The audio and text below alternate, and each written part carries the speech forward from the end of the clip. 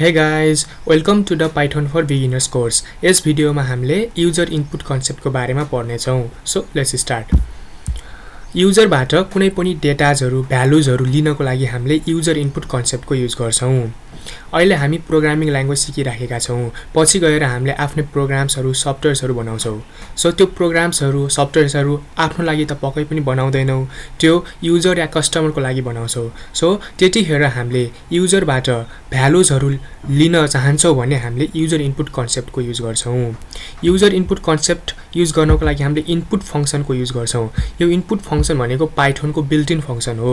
यसलाई हामीले क्रिएट गर्न पर्दैन, छुट्टै क्रिएट गर्न पर्दैन. यसलाई एक्सेस गर्नको लागि हामीले सिम्पली इनपुट लेख्न पर्छ र प्यारेन्थेसिस भित्र हामीले प्रोम्प्ट राख्न पर्छ. यो प्रोम्प्ट भनेको अप्सनल हुन्छ. यसलाई हामीले राख्न पनि सक्छौं, नराख्न पनि सक्छौं. यो प्रोम्प्टलाई युजरले मात्र देख्छ. सो यदि हामीले युजरलाई के देखाउनु छ भने के देखाएर के भनेर त्यसको भ्यालुजहरु, डेटाजहरु लिन चाहन्छौं भने हामीले यो प्रोम्प्ट राख्छौं या प्रोम्प्ट यो प्यारेन्थेसिस भित्र जुन कुराहरु देखाउन पर्ने हो त्यो कुराहरु लेख्छौं र त्यसको बारेमा अहिले हामी एक्जाम्पलमा हेर्ने छौं.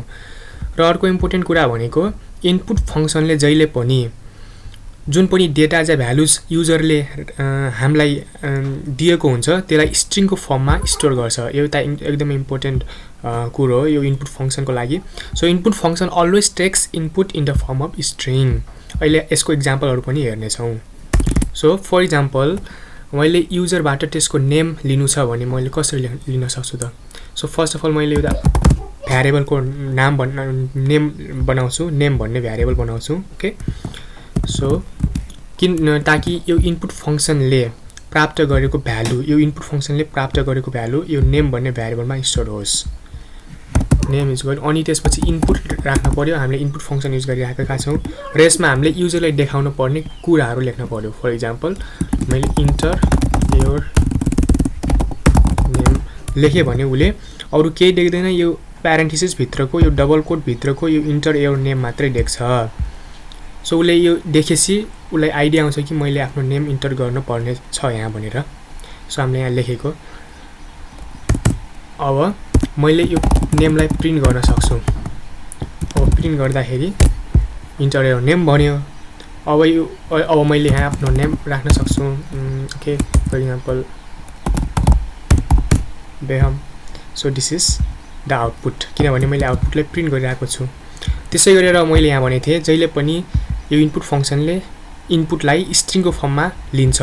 सो अब मैले यहाँ टाइप प्रिन्ट गर्न सक्छु. Print type of name.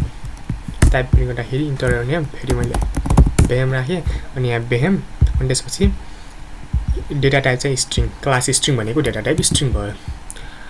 अब त्यसै गरेर मैले यहाँ अरु पनि थुप्रै कुराहरु गर्न सक्छु. फर एक्जाम्पल प्रिन्ट अनि हेलो प्लस नेम.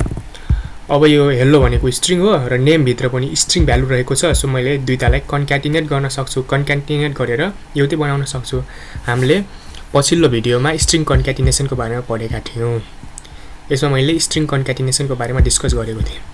सो अब यसलाई प्रिन्ट गर्दाखेरि enter your name. For example I will write भेनम. सो दिस इज भेनम एन्ड हेलो भेनम आयो. राइट, यसरी हामीले स्ट्रिङ कन्क्याटिनेसन पनि गर्न सक्छौं. अब यसले स्पेस दियो भने यहाँ पनि स्पेस आउँछ. सो हेलो अनि त्यसपछि यहाँ स्पेस आयो भेनम. यो कुरा मैले यो स्ट्रिङ कन्क्याटिनेसनको च्याप्टरमा डिस्कस गरिसकेको छु. सो यदि तपाईले यो स्ट्रिङ कन्क्याटिनेसनको भिडियो हेर्नु भएको छैन भने तपाईले हेर्न सक्नुहुन्छ. अब त्यसै गरेर अब युजरबाट त्यसको एज लिनु छ भने age is equal to input. अब उले के देख्छ? What is your age. मैले यहाँ व्हाट इज योर एज लेखिदिएँ. उले यो देख्छ. अनि त्यसपछि प्रिन्ट एज अनि त्यसपछि प्रिन्ट. फर्स्ट अफ अल एजलाई प्रिन्ट गरौँ र यसलाई कमेन्ट गरौँ.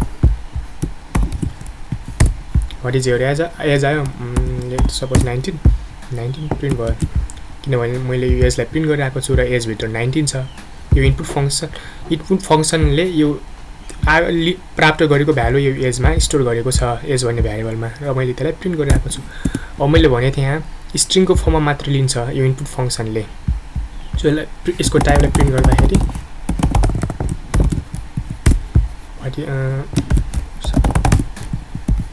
What is your age let us suppose 19 print भयो 19 भनेको त नम्बर हो तर यहाँ डेटा टाइप स्ट्रिङ लेखाएको छ किनभने इनपुट फङ्सनले जहिले पनि कुनै पनि भ्यालुजलाई स्ट्रिङको फर्ममा स्टोर गर्छ या स्ट्रिङको फर्ममा लिन्छ अब यो त नम्बर हो तर मलाई यो एज भनेको नम्बर हो यसलाई मलाई नम्बरकै फर्ममा इन्टिजरको फर्ममा चाहिएको छ भने म के गर्न सक्छु त मैले यहाँ इन्ट राख्न सक्छु ताकि यो इनपुट फङ्सनले इन्टमै आउटपुट दियोस् यानि कि इनपुट फङ्सनले इन्टमै त्यो भ्यालुजलाई यो एज भन्ने भ्यारिएबलमा स्टोर गरोस् सो यसलाई प्रिन्ट गर्दाखेरि late us suppose 19 and 19 print भयो र यहाँ इन्टिजर अघि नै स्ट्रिङ थियो र मैले इन्ट राख्दैछु यहाँ इन्ट प्रिन्ट भयो डेटा टाइप इन्ट भइहाल्यो यसरी हामीले इनपुट फङ्सन युज गर्न सक्छौँ त्यसै गरेर मैले यहाँ इन्ट नराखिकन पनि प्रिन्ट गर्न सक्छु जस्तै यहाँ इन्ट नराखिकन अनि यहाँ age is equal to int type conversion गर्न सक्छु मैले टाइप कास्टिङको बारेमा पढाइसकेको छु तपाईँले एउटा भिडियो हेर्न सक्नुहुन्छ सो सपोज 19 सो यहाँ 19 अनि क्लास इन्टिजर यसरी हामीले इनपुट फङ्सन युज गर्न सक्छौँ हामीले के पढ्यो त भन्दाखेरि युजर्सबाट भ्यालुज अर डेटास लिनको लागि हामीले युजर इनपुट फङ्सन युज गर्छौँ र युजर इनपुट फङ्सनको सिन्ट्याक्स यो इनपुट अनि त्यसपछि प्यारेन्थेसिस अनि प्यारेन्थेसिसमा युजरलाई जे देखाउनु पर्ने हो त्यही कुरा लेख्छौँ र त्यही कुरा मात्रै युजरले देख्छ र अर्को कुरा चाहिँ इनपुट फङ्सनले जहिले पनि डेटाज या भ्यालुजलाई स्ट्रिङको फर्ममा स्टोर गर्छ र पछि हामीलाई अर्को टाइपमा चाहिएको छ भने हामीले त्यसलाई कन्भर्ट गर्छौँ टाइप कन्भर्जन गर्छौँ यसरी टाइप कन्भर्जन गर्छौँ र हामीले केही इक्जाम्पल्सहरू पनि हेऱ्यौँ सो आजको लागि यति नै see you the next video thank you for watching bye by